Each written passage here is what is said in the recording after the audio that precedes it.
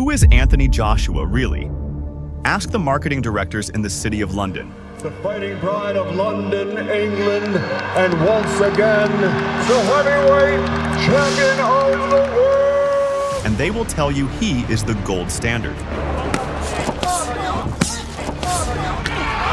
The Atlas who, for over a decade, carried the entire financial weight of British boxing on his chiseled bodybuilder shoulders. It's time for America to see what real power looks like. I want to see who's still talking when this right hand flies. He is the corporate dream, the smiling face on Under Armour and Voss billboards, the man who says the right lines, wears the right suits, and whose smile is worth tens of millions of pounds. To them, he is the savior who dragged boxing out of smoke-filled basements and into the glare of primetime television. But ask the purists. Ask those who watch boxing with a beer in hand and blood in their eyes. To them, Anthony Joshua is a product, a lab experiment, a manufactured brand. They call him a bodybuilder playing boxer. They accuse him of having a sterile soul, of giving answers programmed by a PR team. And they claim his psyche is as fragile as fine china the moment the storm in the ring becomes too wild and unpredictable. The truth is more terrifying and complex than either of these extremes. Because behind that polished mask of a superstar, behind the slogan, "Stay hungry, stay humble," hides neither a fearless king nor a fraud. There hides a boy from Watford who has spent his entire life desperately trying to outrun his own shadow. A man who became a victim of his own success and the crushing expectations of a nation. It is the story of someone who wanted to be so perfect, he forgot how to be human. Today, we won't just count his belts and knockouts. Today, we look into the eyes of a man who conquered the world, only to find that at the summit, the air is too thin to breathe and the crown is heavier than any punch he ever took. This is not a story of victory. This is the anatomy of pressure. Before the bright lights of Wembley, the private jets, and the eight-figure checks, there was only the gray asphalt of the Meriden estate in Watford. It wasn't the worst ghetto in the world. It wasn't the Bronx or Compton, but it had its own unrelenting gravitational pull. And young Femi, as his friends and family called him then, was drawn directly into the center of the trouble. Back then, he wasn't the disciplined athlete we know today. He was chaos on two legs. He worked as a bricklayer, hauling heavy loads in the rain, building foundations for others while his own life had none. His days were a blur of physical labor, marijuana smoke, street fights, and bad blood. The year was 2009, and this life almost ended before it truly began. Reading prison. Remand. Imagine that silence. No crowds, no applause, no announcer calling your name.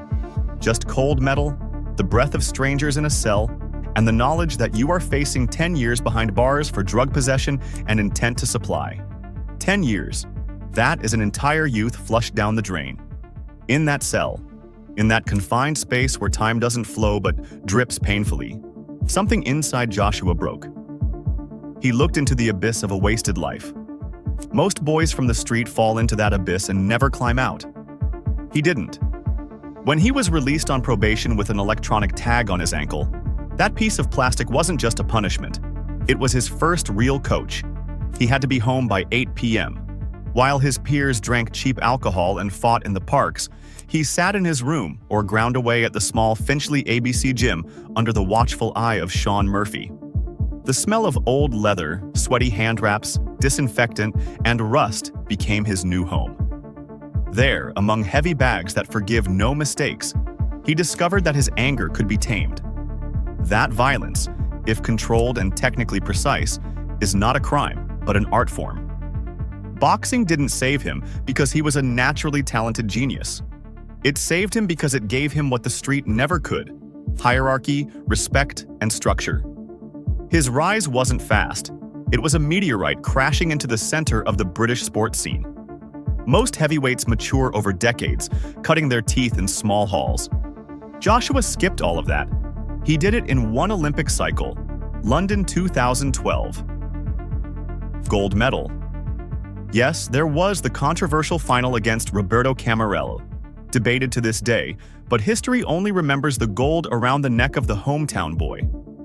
Suddenly, he was a national hero. But with that gold came a curse.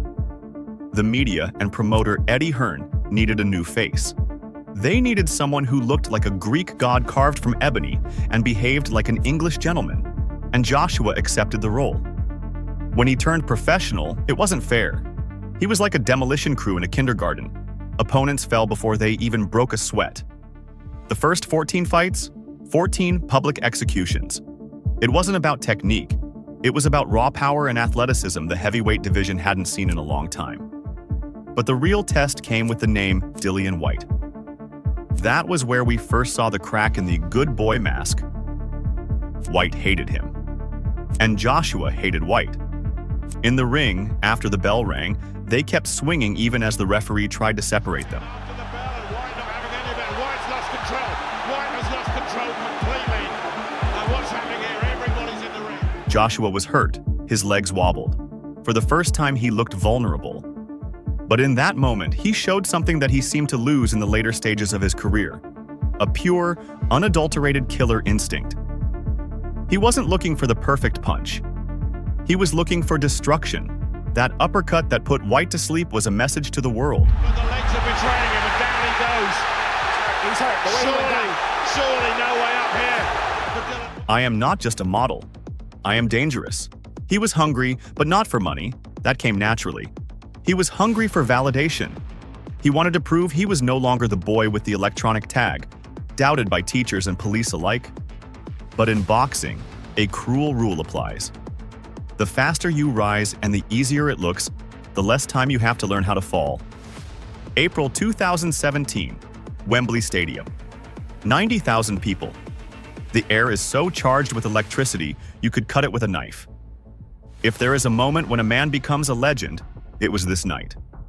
Anthony Joshua versus Vladimir Klitschko. The young lion against the old, experienced ruler who had dominated the division for a decade. This wasn't just a fight, it was a coronation. It was a trial by fire. But in the 5th and 6th rounds, the script collapsed. Klitschko, that old Ukrainian fox, landed a right hand that carried the force of a freight train. Landing that one again.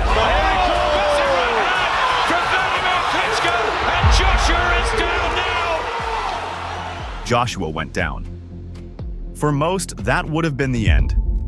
He lay on the canvas, gasping for air, his muscles pumped full of lactic acid, refusing to obey. He looked like he would crumble any second. In those rounds, teetering on the edge of consciousness, looking for a place to hide, we saw his true face. Not the one from the commercials. We saw a fighter who refused to die. How he came back in the 11th round, how he found a hidden reserve of energy and nearly took Klitschko's head off with that legendary uppercut, is now part of history. If you feel it, good shot from Anthony Joshua, and Vladimir Klitschko took it, but Joshua's going for a big left hand, and down goes the giant Ukrainian in the same round that he lost his unbeaten record to Ross Purity. That roar, the moment the giant fell. That night, Joshua didn't just become a champion. He became immortal. He became the global AJ brand, a superstar selling out football stadiums faster than rock bands. He unified the belts. He beat Parker. He battered Povetkin. He had everything: titles, fame, respect, millions. But right there, at the absolute peak, where the sun shines brightest, the first cracks began to appear. The pressure of being the face of boxing became unbearable. He started boxing cautiously. He started thinking too much. The predator who tore into his prey became an architect, terrified that his building would collapse in a strong wind.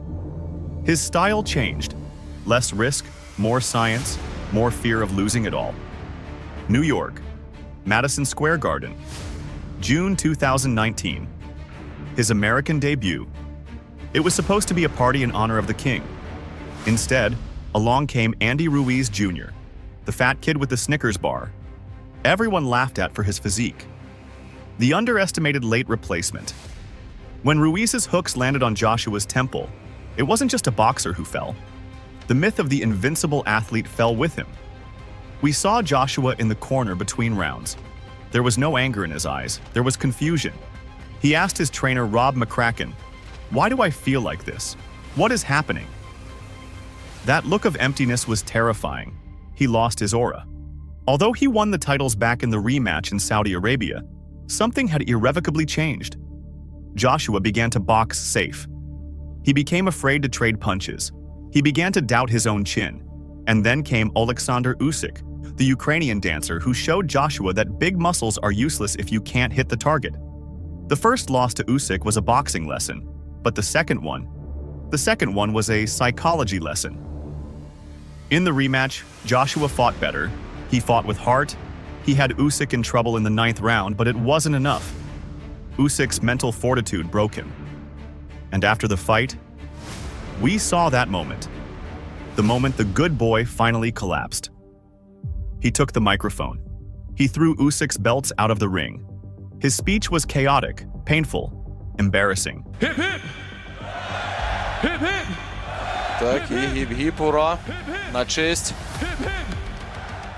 Hip hip hooray! He shouted into the silence of the arena, while the world shook its head and felt secondhand shame. But if you look closer, it wasn't a display of arrogance. It was a cry for help. It was the moment the dam burst after years of suppressed pressure.